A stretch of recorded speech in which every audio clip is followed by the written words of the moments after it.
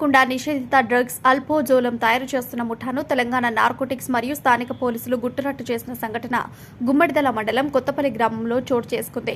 జిల్లా ఎస్పీ రూపేష్ విలేకరుల సమావేశంలో తెలిపిన వివరాల ప్రకారం గుమ్మడిదల గ్రామానికి చెందిన గోస్కొండ అంజిరెడ్డి మరియు కొత్తపల్లి గ్రామానికి చెందిన ప్రభాకర్ గౌడ్, అనంతరం గ్రామానికి చెందిన సాయి గౌడ్, వికారాబాద్ జిల్లా మర్పల్లి మండలానికి చెందిన క్యాసారం రాకేష్ ఈ నలుగురు ముఠాగా ఏర్పడి కొత్తపల్లి గ్రామానికి దూరంగా ఉన్న ప్రభాకర్ గౌడ్కు చెందిన అసైన్ భూమిలో ఉన్నటువంటి కోళ్ల ఫారం షెడ్డులో గుట్టు చప్పుడు కాకుండా డ్రగ్స్ తయారీ కేంద్రాన్ని గత 6 నెలలుగా నిర్వహిస్తున్నట్టు తెలిపారు. ఈ ప్రాంతం దట్టమైన అడవిలో ఉండడంతో ఎవరికీ అనుమానం రాకపోవడంతో కార్యకలాపాలు జరిగాయని తెలిపారు. నమ్మదగిన సమాచారంతో నార్కోటిక్స్ విభాగం మరియు స్థానిక పోలీసులు జరిపిన స్ట్రింగ్ ఆపరేషన్లో ఈ వ్యవహారం బయటకు వచ్చిందని ఆయన తెలిపారు. ముఖ్యంగా ఇక్కడ తయారు చేసినటువంటి అల్ఫోజౌమ్ను హైదరాబాద్, సంగారెడ్డి, మెదక్ తదితర ప్రాంతాల్లో విక్రయిస్తున్నట్లు వారు తెలిపారు. ప్రస్తుతం అంజిరెడ్డి, రాకేష్లను అదుపులోకి తీసుకుని రిమాండ్కు తరలిస్తున్నట్లు తెలిపారు. ప్రభాకర్ గౌడ్ పరారీలో ఉన్నట్లు, సాయి గౌడ్ పాత నేరం కింద చెంచల్గూడ జైల్లో ఉన్నట్లు తెలిపారు.